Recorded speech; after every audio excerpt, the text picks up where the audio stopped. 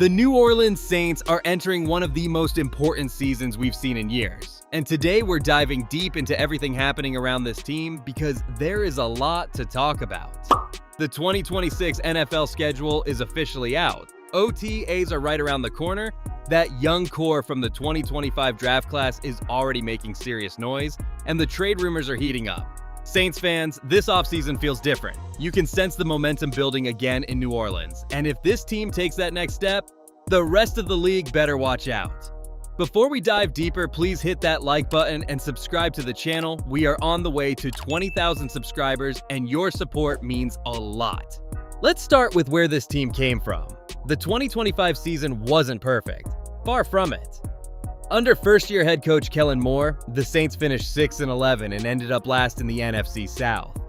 Early on, things looked rough. The offense struggled for consistency, injuries piled up, and there were real questions about the direction of the franchise. But if you watched closely, you saw something special happening in the second half of the year. The team showed real fight, rallying late and winning 4 of their final 5 games. That stretch gave fans something to believe in and proved the culture shift under Moore is taking hold. Chris Olave had a monster season and earned second-team All-Pro honors. He put up 100 catches for 1,163 yards and 9 touchdowns, looking like a true number 1 receiver every single week. Tyler Shuck got valuable starts at quarterback. He wasn't perfect, but the arm talent, the confidence, and the leadership flashes were exciting. He showed enough to make Saints fans believe he could be the guy moving forward, especially with better protection and weapons around him. On the offensive line, rookie Kelvin Banks Jr. was a revelation. Selected 9th overall out of Texas, he started all 17 games at left tackle and protected Shuck's blindside like a veteran. That kind of anchor changes everything for a young quarterback and opens up the entire playbook.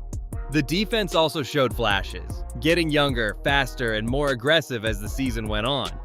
Missing the playoffs for another year stung, but this doesn't feel like the same old Saints anymore. The foundation is real, the talent is rising, and the future looks genuinely bright for Who Dat Nation. Now let's get to the fun part, the 2026 schedule. This one is loaded with tough tests, big opportunities, and some special moments that could define the whole year. Week 1 throws the Saints right into the fire, a road game against the Detroit Lions on September 13th. Jared Goff and that explosive offense are no joke, but I love this early challenge. If Shuck stays poised and the defense brings pressure, New Orleans can steal one on the road. I'm calling it.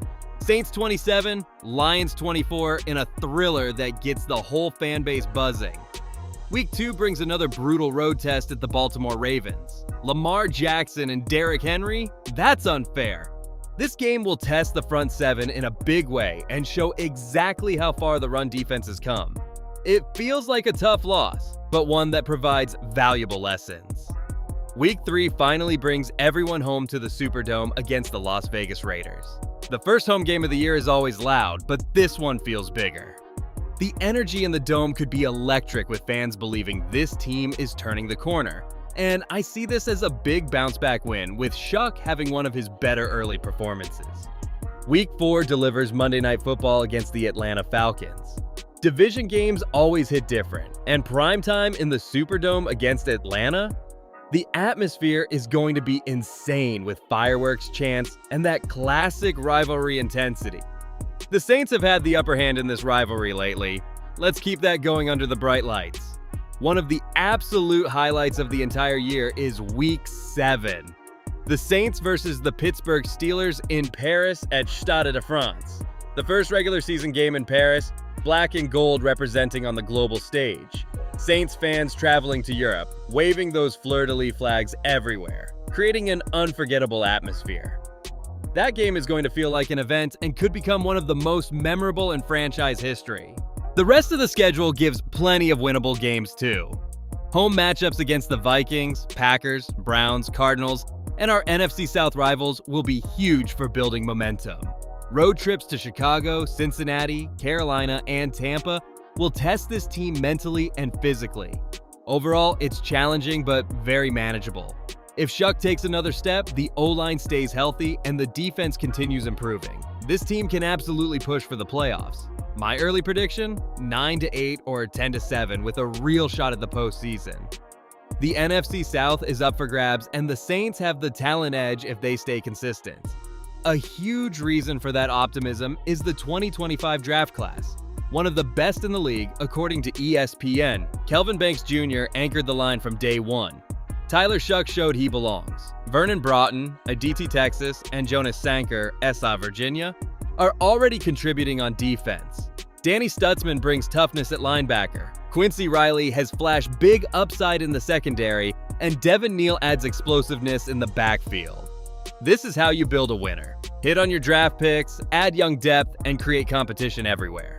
These rookies don't look overwhelmed. They look ready to make an even bigger impact in year 2. OTAs are almost here, and this is where things get serious. Rookie minicamp already went down May 8th to 9th, and now the full OTA schedule kicks off, soon followed by mandatory minicamp June 16th. Kellen Moore gets to install more of the system, Shuck builds chemistry with Olave and the weapons, and young players battle for roster spots every single day. No pads yet, but these mental reps and competition matter a ton for timing, communication, and confidence. Watch the secondary and defensive line especially. Both groups have the chance to take a big leap this year and become real strengths. And of course, we have to talk trade rumors. The rumor mill is always active in New Orleans, and this offseason is no exception. Before the most recent draft, there was real smoke about the Saints trying to move up aggressively for impact players. Mickey Loomis isn't afraid to make bold moves. There's also ongoing chatter about veteran additions for the secondary, pass rush help, or even creating cap flexibility through strategic moves. Don't be surprised if another big addition lands before the season. One impact player could shift expectations fast. This front office knows the window is now, and they're moving accordingly. Saints Nation, this feels like the start of something real. Fresh coaching energy from Kellen Moore, Shuck developing under center with Banks protecting him, Olave dominating, and a defense getting younger and faster. The pieces are coming together in a way we haven't seen in a long time. Now I want to hear from you in the comments. What's your predicted record for 2026? Who's your breakout player this year? Do you think Tyler Shuck is the long-term answer at quarterback? And what trade would you love to see happen right now? Drop your thoughts below, hit like if you're fired up for another Saints season, subscribe for more black and gold content all off-season, and share this with your fellow Who Dats. Until next time, keep the faith, wear that black and gold with pride, and remember, this could finally be the year the Saints rise again.